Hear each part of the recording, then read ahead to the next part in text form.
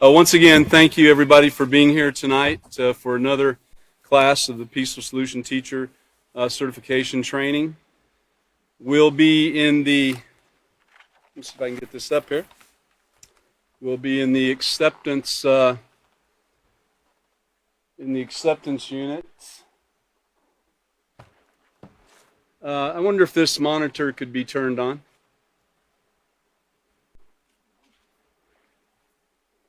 I've got a little bit here I intend to show.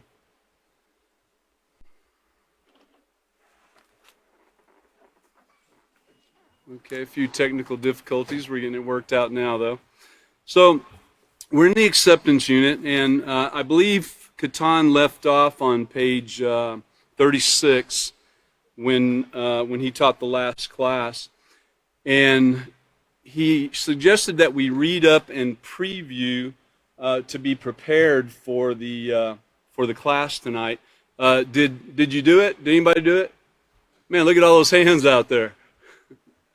So, being prepared for tonight, and we're going to be discussing forgiveness, but first let's review just a little bit of what we've covered so far. So, William and Certificaton both have been going over intolerance. Well, this whole chapter, diversity, talking about intolerance, gets into racism a bit, and about being prepared, setting our mind in advance. And now we're going to be talking about forgiveness for those of us who have been, involved in intolerance in any way, whether a victim or perpetrator, whatever the case might be. So we want to learn, what forgiveness is.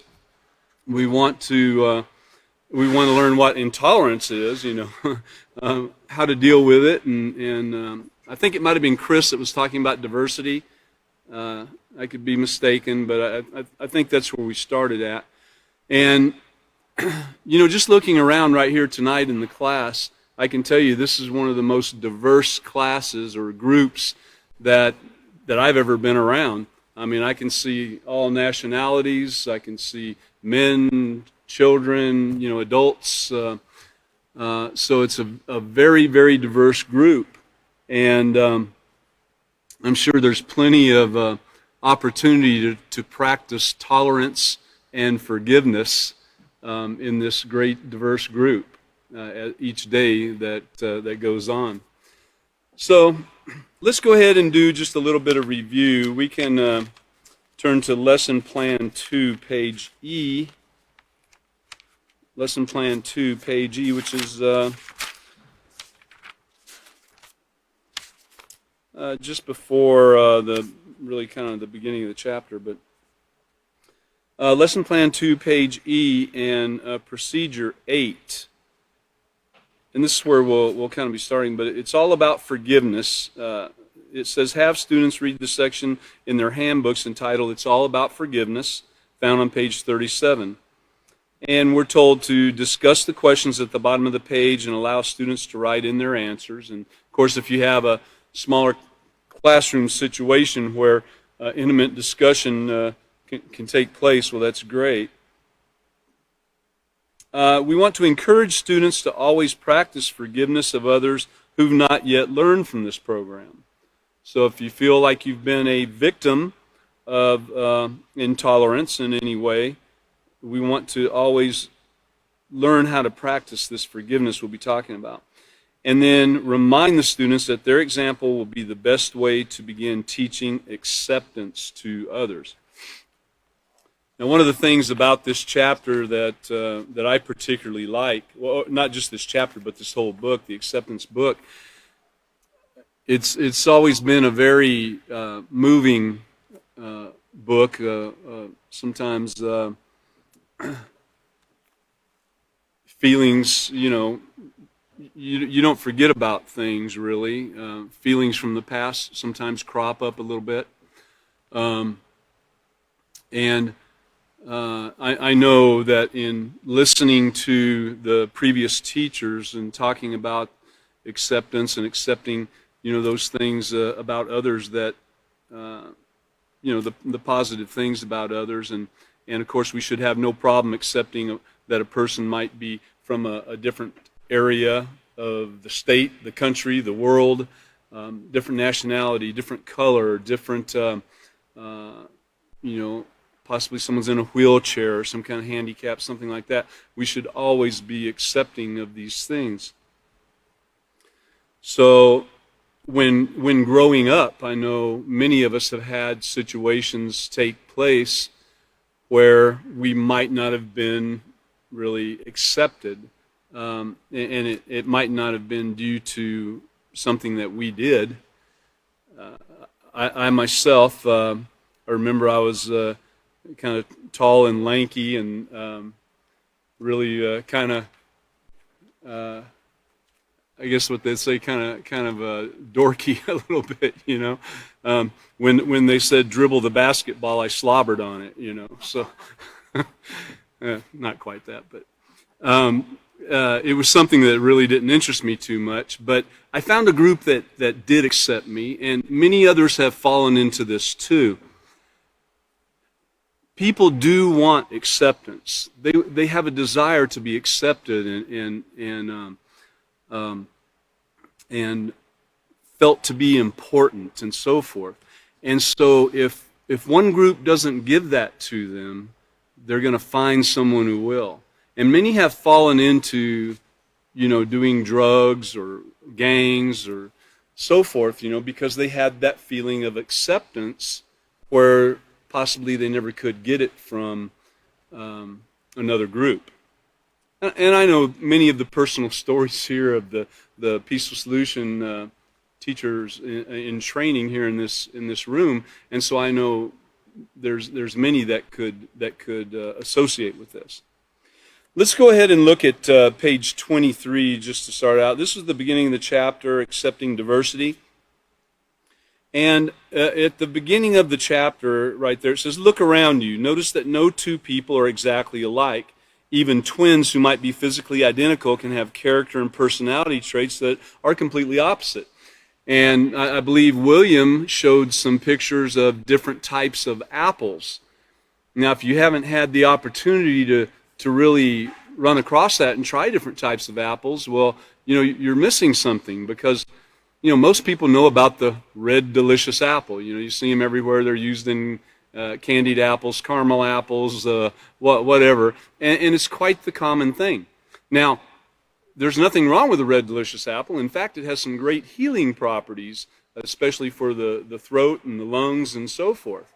So every apple has something different that it can do for you. And the flavors are different. Some very different, some close to the same. But if you're used to eating red delicious apples or Fuji apples, which are quite sweet, and you go and you grab hold of a green apple and bite into it, you've got a surprise waiting for you. It's quite a bit different, right?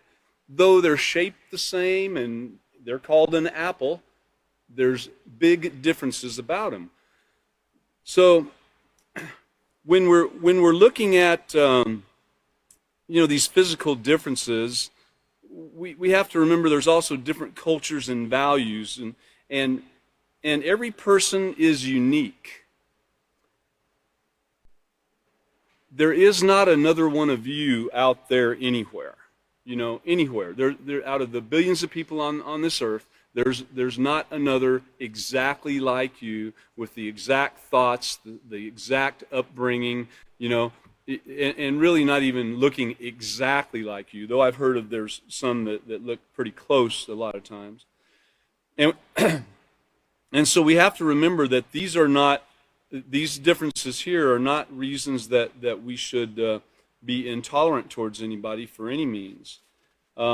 We need to learn to be accepting of all concerning the things we just talked about. Now, we talked about intolerance. If you turn to page 25, intolerance, which is the opposite of acceptance, takes on many different forms.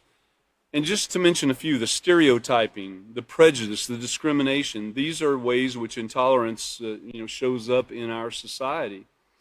And when it's directed towards an individual or a community, it results in fear, distrust, anger, and, of course, even war.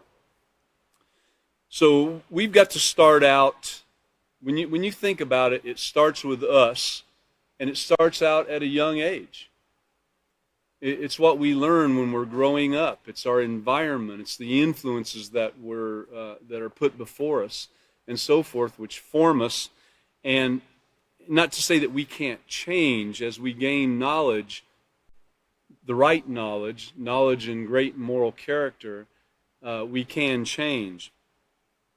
But if we've ever been a part of this, as you read through this chapter, some things will hit home. It'll touch base, and you'll know, if you've been involved in those things or not. As we continue on in page 26 and 27, there's a couple examples on page 26 about intolerance. One of them is Muslim children that are burned alive. I think one we heard about here years ago in Texas, the dragging the man down the road, and I mean, it was a very horrible, horrible crime. All these are. And then one talking about the Jews attacked in these incidents in Chicago. And all of these things are intolerance. It's stupidity. It's ignorance.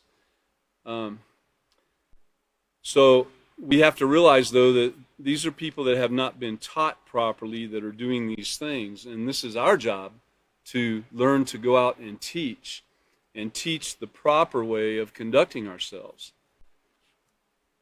On page 27, Sticks and Stones talks about being, called names, a little awkward-looking person, being talked about by those that didn't look might be quite so awkward.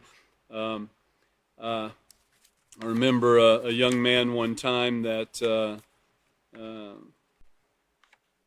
was in junior high, I think, and he wore the standard dress that the junior high I went to for young men was Levi's and some kind of surfer T-shirt or something, But this person showed up in a pair of Coca-Cola pants that they got I guess he saved enough Coke tops or something, but Coca-Cola pants, red and white Coca-Cola all over, and I think they were pajamas rather than regular clothes, and of course he was laughed unmercifully. He was laughed to scorn, and that shows unacceptance right there too. But there was probably a group ready to accept him in probably not a positive way. So on page 28, intolerance leads to conflicts, and of course it shows a little bit about that up at the very top, and it gives us a couple examples. Remember the Holocaust of World War II, then the Civil Rights Movement, which we've heard a lot about. In fact, here recently, we've heard a lot about the Civil Rights Movement, and a renewing of some of that. In fact, right now, there's riots and demonstrations and so forth taking place. And then we have September 11th, 2001, which most would remember the World Trade Center and what took place there, and it being, as far as we know, blamed on the Muslim people in general, I think. And so a lot of people have a lot of hatred built up, whether they know that for a fact or not. They've got this intolerance and hatred built up. Now, on page 30, we learned that, we're not so different after all, especially when it comes to color and nationality, or color. How many races of people are there in the world? Well, there's one race. It's the human race. And then it shows what percentage of our genes accounts for physical differences. And it's really like 0.1%, which is such a minute, small portion. It accounts for our physical differences. So that means that we're all really alike. We all desire to be respected. We all desire to be accepted. We have, a lot of us, the same desires, the same wants, the same needs.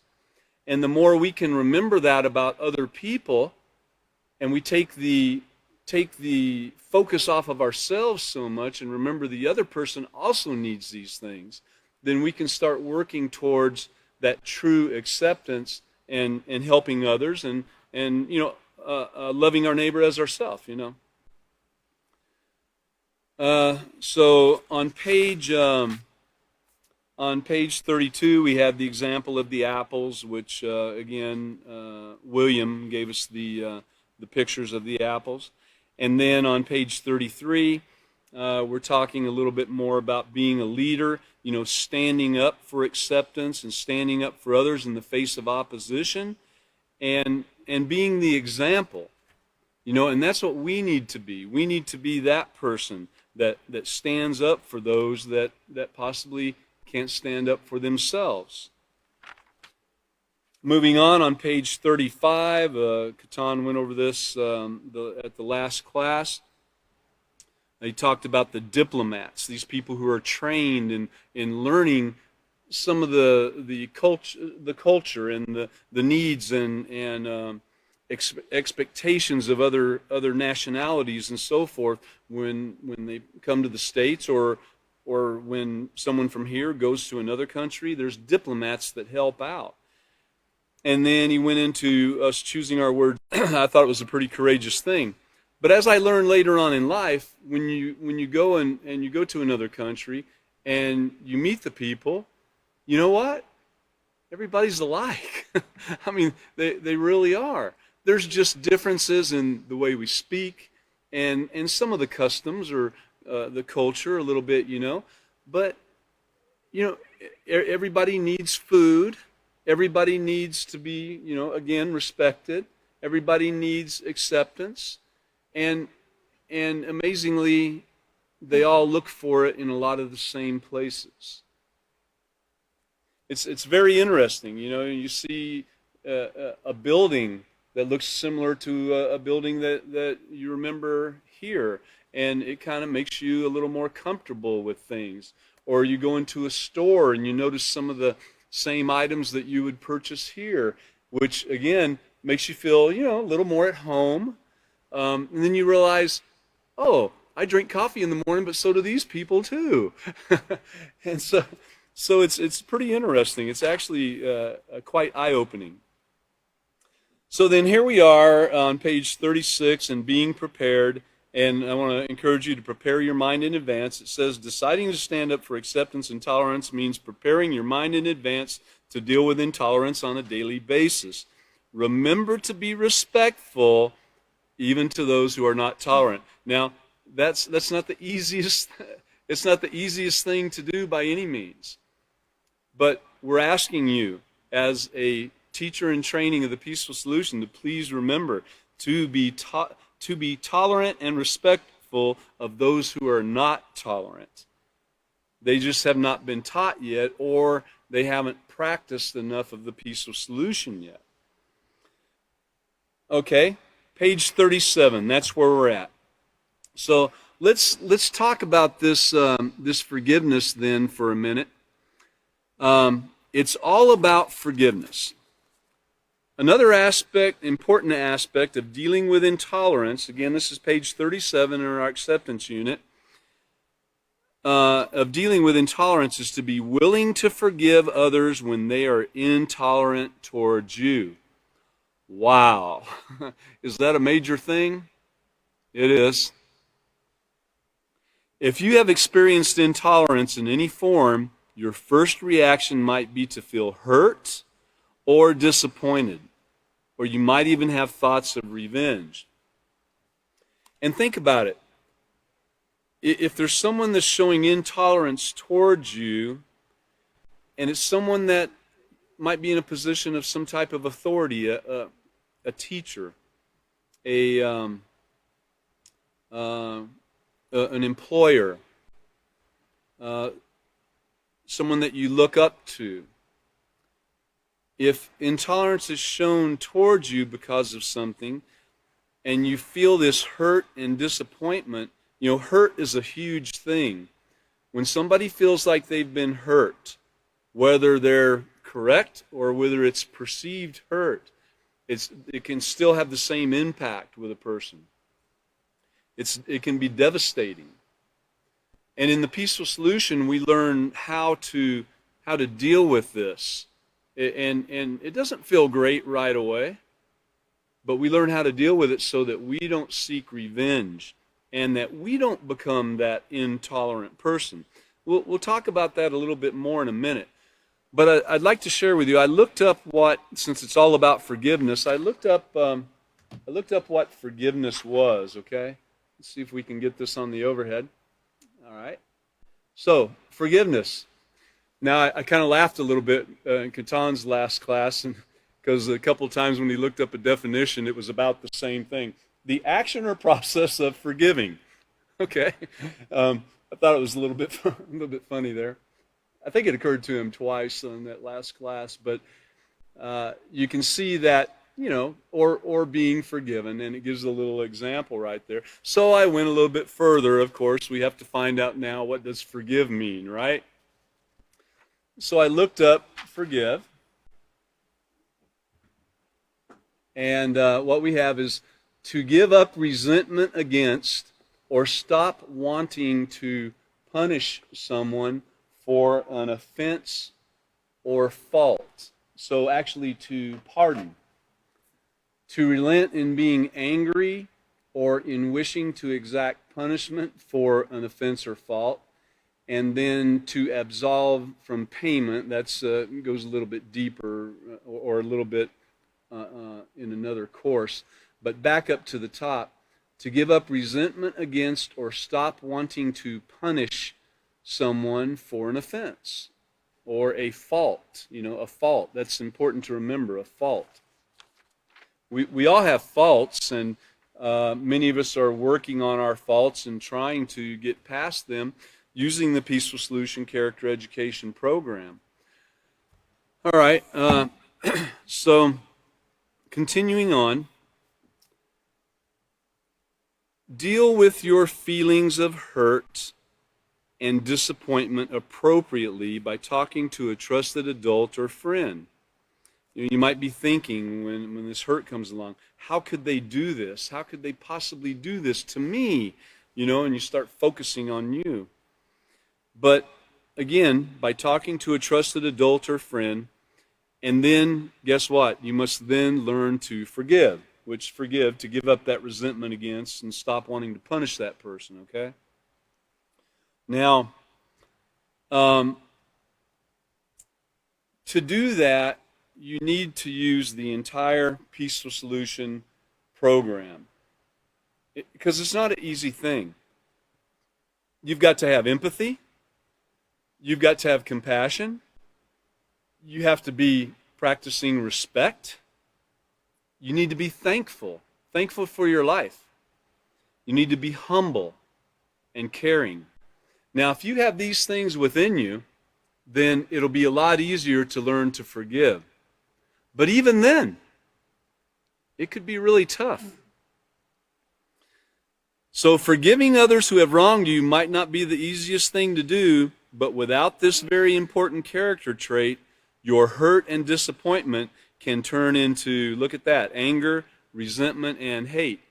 And guess what you become? You then become the intolerant one. Think about it. So,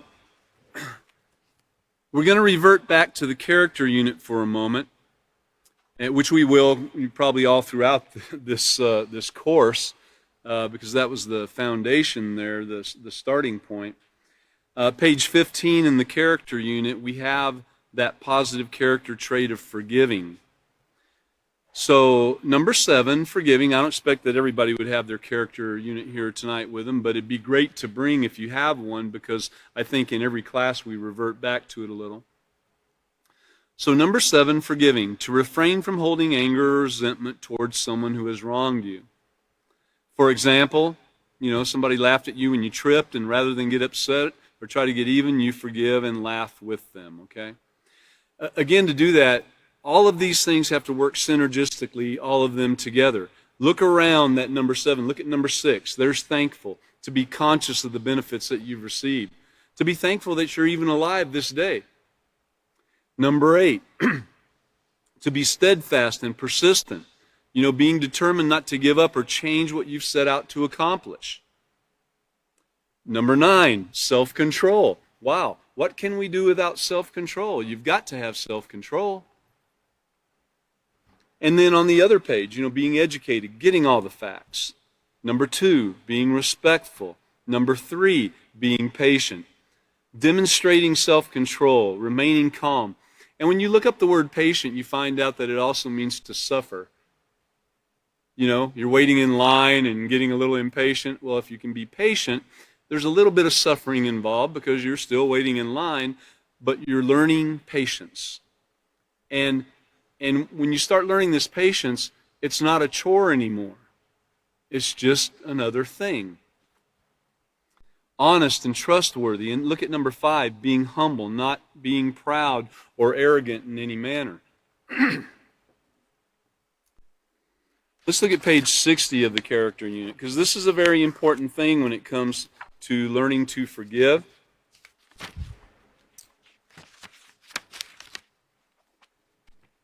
Because, excuse me,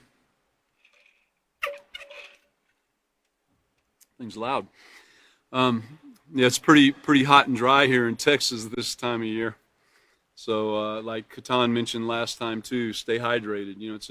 You've got to. Look at page number 60. Influences are all around us. And in case you don't have it, it's though on the overhead. Page 60. Influences are all around us. This is my new book. Your values play such a key role in developing your character that you must be aware of how influences affect the things that are important to you. Just remember that word influence. An influence is something or someone that has the ability to affect your attitude, way of thinking, feeling, behaving.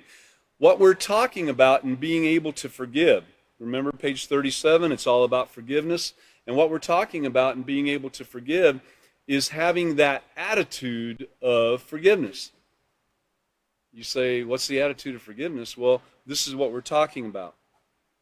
It's all these things together. Because if you're not thankful, you're not going to have an attitude of forgiveness. If you're not respectful, why would you have an attitude of forgiveness? If you don't have any self-control, you couldn't possibly have an attitude of forgiveness. So all these things have to work together. And then we have to guard these things that we're learning and not let outside influences blow us up.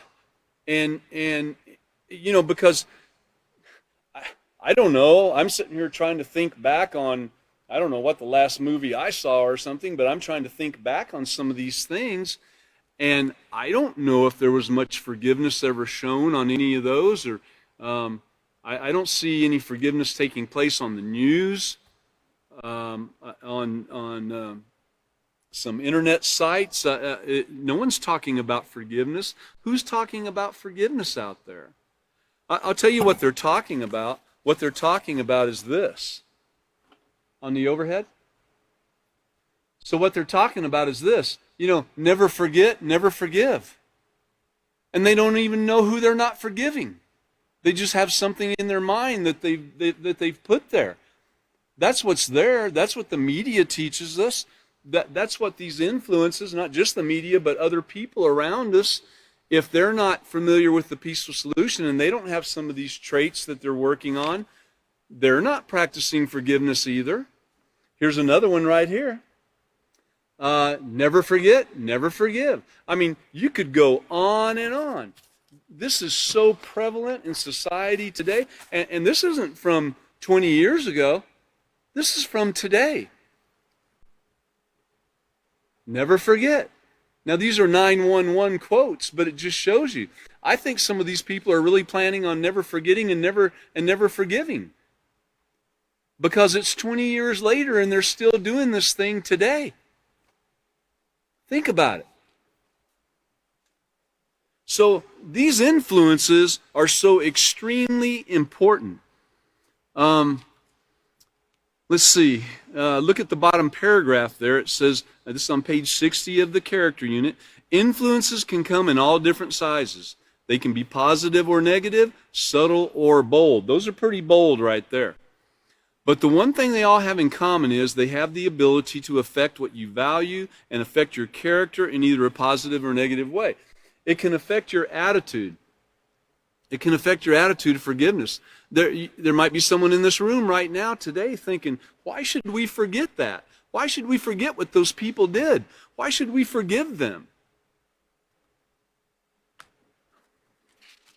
Well, on the next page, it talks about our knowledge about influences. And it has a list and says, what are the following are influences? And it mentions jobs, community, advertisements, designers, books, songs, commercials, school, teachers, movies, smells, magazines, the internet, religious leaders, politicians, billboards, family. I mean, it's massive. It's there. And like I said, even there could be even some around that don't quite understand yet about that and why people need to be forgiven, because they haven't been taught the proper way. So, looking at the influences just a little bit more, the picture on page 62 shows how subtle these influences can be. So subtle that even the smell of a certain cookies baking or bread or something like that can take you back many years to when your grandma used to cook these cookies, Or it could smell of a certain candy can take you back to childhood years, or so these influences can also bring other thoughts into your mind that you might rather forget. So what I'm saying is basically what Certificaton alluded to last class. I'm going to show you this. I took a copy. For those of you that don't have the book with you, I've got a copy here that we can look at, but page 79 of the character unit, it says, now that I have it, how do I keep it?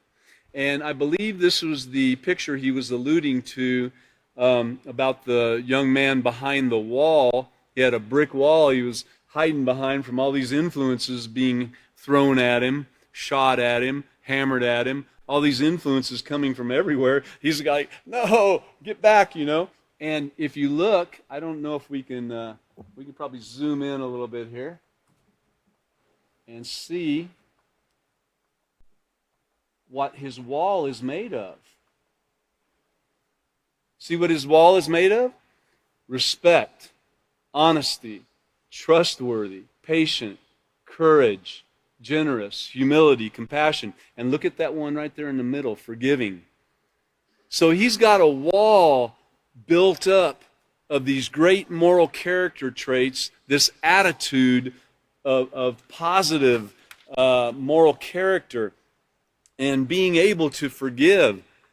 But with those influences coming at him, like that rocket that said influences right there, anyway, with that coming at him, being hammered at him all the time, it can wear you down a little bit. So you got to keep that wall built up strong, okay? Does everybody kind of understand that? Shake your head, yes, no, okay. All right, so I do want to read this, though, this particular page. It says, in the previous chapter, you learned that obtaining a positive character involves what you value, who you imitate, and your willingness to practice positive behavior. Now that you know the basic steps to obtaining a positive character, the question is, how do you maintain it? Well, to maintain that character, you must constantly make choices that are respectful and compassionate towards yourself and others. Compassionate, remember that word. Maintaining your positive character means protecting and guarding yourself from influences.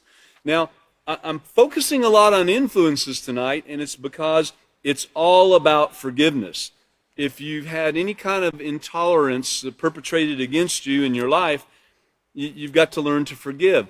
But you're not going to do it without having these other character traits within you to be able to do that. And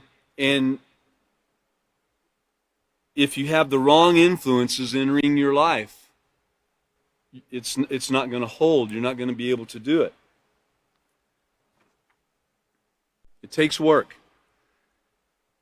So you got to protect and guard yourself from these influences and choices that could lead to developing negative character traits. Maintaining your character must be done on a daily basis. Sometimes it has to be done minute by minute. And in this chapter, You will learn that maintaining your character requires controlling your thoughts as well as being prepared. Remember, like on page 36, be prepared. Set your mind in advance. Be prepared to deal with any situation that could compromise your character. And with so many negative influences coming at you from all different directions, it takes effort, commitment, and determination to maintain your most valuable possession, and that's your positive character. Okay, are we ready to get back to the acceptance unit on page 37? So, continuing on page 37, your hurt and disappointment, that's midways, kind of almost midways down the page, can turn into anger, resentment, and hate, you becoming the intolerant and becoming the perpetrator of it instead of the victim.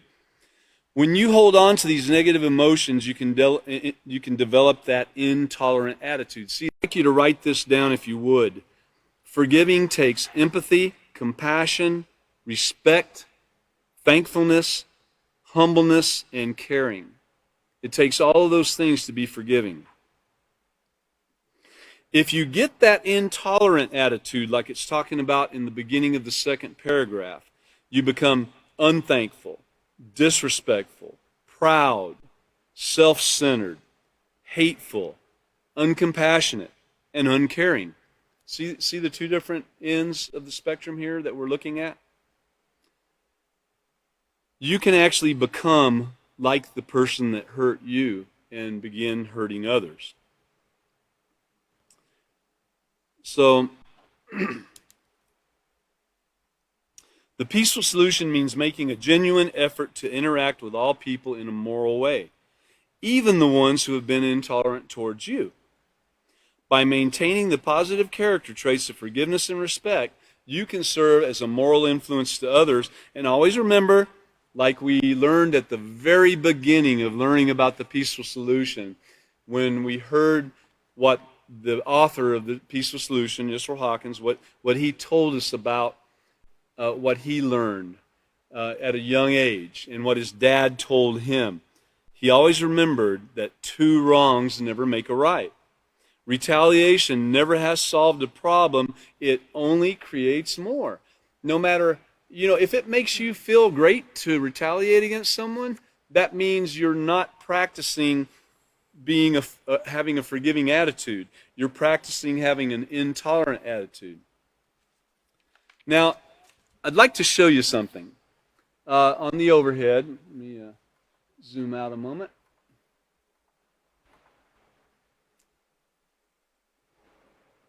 Okay, so take a look at that.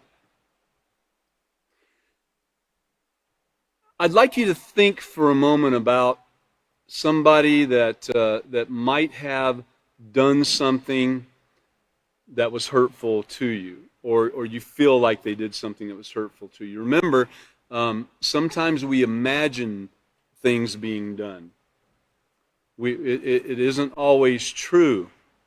Sometimes our imagination gets carried away, and we think that someone has been disrespectful towards us. So I'd like you to think about it for just a minute, and think about how you think about yourself when dealing with that person. Does everybody got that kind of in their mind? They think of someone along the way, maybe from the past. I'm not trying to. I hesitated a little bit to do this, but I wanted to make sure you got the picture. So here you are, and here's the person that did something that was hurtful to you. Here's you. How do you consider yourself? What's your attitude about yourself? Do you consider yourself the victim? Do you consider yourself being a hard worker, being thankful, being a fair person, being compassionate? This is you. You're looking at yourself. Respectful, being caring and ever so humble, and being tolerant. So you're picturing yourself in that manner, possibly, while picturing the other person as the perpetrator, the other person being unthankful. You know this guy. He's arrogant and proud and disrespectful. He doesn't care about nobody. He's unfair, he's intolerant, and impatient. And you're not going to let him do you that way no more. Okay? Well, notice the word attitude there in the middle. Now, if this is how, I'd like you to leave that up for a moment if you would. If this is how you see the other person, are you going to have a forgiving attitude towards that person? Yes? No? If you see yourself on the column on the left and you see the other person as the column on the right, this being the right-hand column, then how could you ever forgive that person? Are you really going to forgive that person? I think until we can understand that that other person has the same needs, the same desires, and the same need for acceptance and respect as we do, to where we can even look at that other person and say, you know, that guy's a hard worker, man. And I know he's got to be thankful for many things in his life. And, you know, I've seen him really be fair in a lot of situations. And I've noticed, I'll tell you, I've seen compassion coming from that person before. And I know he's respectful sometimes. It might not have been that time with me, but I think he really is caring and humble. And, you know, if I could get to know that person a little bit better, I might find out that he is actually tolerant instead of intolerant. And we might be holding on to something that occurred years ago when someone might have been practicing a little more intolerance. You know what I mean? I know for myself, I feel like I've come, you know, a little ways anyway in the past couple of years. I know each one of us out there have to have come a little farther along the way being part of this teacher training course and being part of all the other classes we have available to us. We've had to improve. Don't you think the other person might have also? Why don't we look at the other person in this column right here for a while, okay? So that when we approach that person again, we can approach them as an equal, as somebody needing the same thing that we need. Us being tolerant of them and their need or not even knowing if they've overcome that or anything yet, you know, without talking to them, because we've had this block in our head, you know, about them. I guess that would be a blockhead. So if you think of the other person as you think of yourself and look for their great qualities, you know, I'll tell you, I have had the opportunity to work with just about everybody in this room. Just about everyone. Not everyone, but just about. And I can tell you that no matter what the perceived faults might be or the quirks that a person might have. Remember, we're all a little different, right? And we all have different personalities, and we all were raised different, and you know, different things occurred in our lives.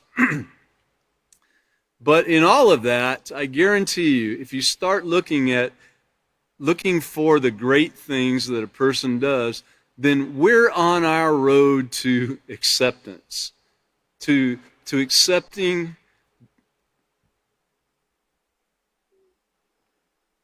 to accepting those things, to where we can look at the other person and actually think of them as we would think of ourselves, and have the same respect and care and concern for them as we want them to have for us too.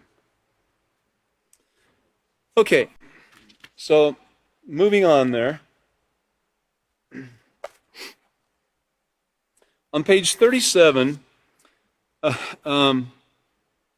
remember that. 2 wrongs don't make a right. Retaliation never solved any problem.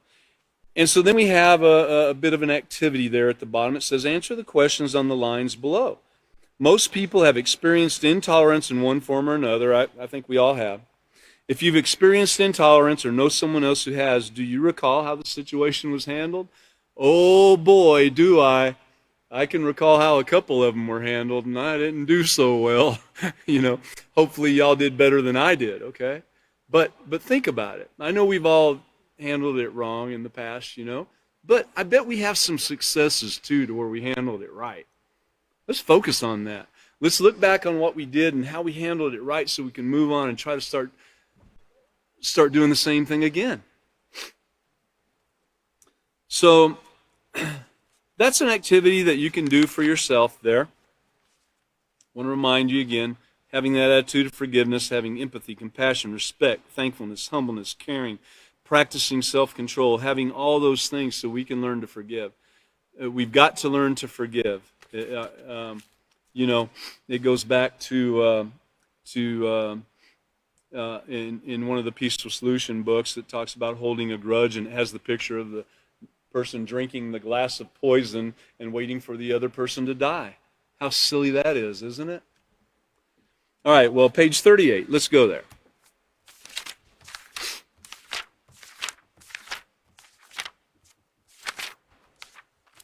Page 38. There's nothing wrong with you being you and me being me as long as we continue to build a positive moral character and develop traits such as honesty,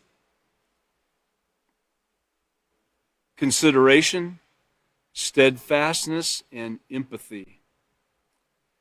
We can accept and help each other regardless of our physical differences, and we can be friends. We haven't spoken a lot about empathy. Some, but empathy, being able to put yourself in the other person's shoes for a minute, not so you can go out and do something wrong, or you can make fun of them in any manner, and I don't know if I'd actually slip into their shoes, but to put yourself into their shoes, meaning you're willing to look at what they've been through in their life. I don't know what everybody in here has been through. I don't know everybody's story, but empathy is understanding that just because you were raised a certain way and you have a certain level of knowledge and you have a certain level of education, it doesn't mean that everybody does. And in order to connect with somebody else, we might have to lower ourselves from our high and mighty, lofty goal or attitude that we have of ourselves and show forth that humility and the empathy to understand where that person's coming from. I couldn't possibly know what everybody's been through, and so other than having some examples to share with you along the way, so you can see some of the things, some of the similar things, these similitudes, where you could apply it in your life, and I'm sure that in all the teachers here in the Peaceful Solution, there's somebody that has gone through similar things that you've gone through, and can probably connect. But being empathetic and willing to see where another person has come from, and knowing how to connect with them and help them to learn positive moral character. We've got a few minutes left. We can get started on page 39. Well, let's take a look back here real quick on lesson plan 2, page E, before we do that. So, the activity, of course, discuss the questions at the bottom of the page and write in the answers. That'll be something you can do on your own. But encouraging students to always practice forgiveness of others who haven't learned this program. That's what we're talking about. Having the attitude of forgiveness so that you can be the example, so you can be empathetic and look at that and say, I don't know where that guy's been. I don't know what he's been through. He's probably been through a lot more than I have. Maybe I could help him rather than hold him in some kind of hold some kind of grudge. So, and remind that your example is going to be the best way to begin teaching acceptance to others. Your example, that means that when we leave here tonight, that your example, what you do, what other people see you and me do, that's what's going to be the deciding factor. That's what people are going to look at and say, hey, man, that guy really does show some empathy. Or, man, I didn't realize that guy was that patient. Look at him waiting in line there, even though he was first in line or something. Something occurred. We can look for those great qualities. We can start tonight. Really. Think about it. Instead of looking for the negative things so that we can go and tell others and say, did you see what so-and-so did, man? We can look at the positive things and we could go say, man, did you see what so-and-so did? Whoa. He waited for an hour to get, his widget or something, or his meal, or who knows, I mean, that'll be a great thing when we all can do that. Believe me, I want to be able to do it too. So we want to conclude the lesson by turning to page 39 and reading this section, What I've Learned. We won't get very far probably tonight, but remind students to practice acceptance with all people, not just those that your next door neighbor, or just the guys that you work with at work or something, I mean, really those we do need to practice acceptance with, don't get me wrong, but we also need to do it with all people. Resist the tendencies to categorize people. This is what I was talking about. Let's resist the negatives. Resist the tendencies to categorize people and make generalizations about others. And what really matters about anyone, regardless of their physical characteristics, is who they are on the inside and what kind of character they have. And you're never going to know it unless you're looking for the great things. But everyone will know what your character is if you're the one going and saying, did you see what so-and-so did? They're going to know right away what your character is. They won't have to look very far. It shows. Remember, we're the example, whether of negative or positive. What we say and do, what other people see us say and do, is what's going to be the deciding factor in their mind. Again, we all need to be empathetic and understanding and know where a person's coming from. And also remember that even the person that might be coming and talking negative about somebody else, you have to then be empathetic towards them and tolerant towards them and understanding towards them in that, where have they been? What are they going through? Are they having a bad day? Man, it's an exciting thing to live through, isn't it? There's so many aspects of this that we have to learn. It's not just one thing. It's not just reading a page and being done with it. There's so much. It's something that we can carry on for an extremely long time and probably still not learn all of it, But we can start here and we can start tonight. Let's read the first thing there on page 39. We are all unique human beings with the same desire to be needed, appreciated, and respected. I've heard that somewhere else. When someone abuses that trust and honor, it's hard for us to get past if we don't feel appreciated and respected anymore or needed. It's hard to get past, but we can do it. And I want to look at the bottom one too, because we're just about out of time. Even when others show intolerance towards me, I'm determined to be respectful and maintain a forgiving attitude. I have an arrow pointing back up to number 1. We're all unique human beings with the same desire to be needed, appreciated, and respected. It's like a big circle. Even when others show intolerance towards me, I'm determined to be respectful and maintain a forgiving attitude. Boom, circle up. We are all unique human beings with the same desire to be needed, appreciated, and respected. Boom, circle down. It all works together, guys. I'm going to leave the middle of that, the rest of it. Well, by the way, page 32, let me just, page 32 goes over that. An apple a day keeps the intolerance away, and what really matters, and so forth. And actually, I believe page 33 went into that a little bit too. Always remember, be unselfish, empathetic, compassionate, respectful, and look at the thing at the bottom of the page there, the little saying. One of the most important ways to reduce intolerance is to regard others with the same care and compassion as you regard yourself. And remember the little thing, let me put it up there one time for you. Overhead, please. Remember that thing right there. When you're dealing with people, look at them like this left-hand column before you put them in this one, okay? Look at them in this left-hand column and consider that, you know what? They've been a victim to intolerance. Everybody in here has before in their life. Everyone has been a victim before. Look at them as, hey, man, they're a hard worker. Man, I've worked with a lot of you guys. I know you're hard workers. They're thankful to be alive, thankful to have look at us.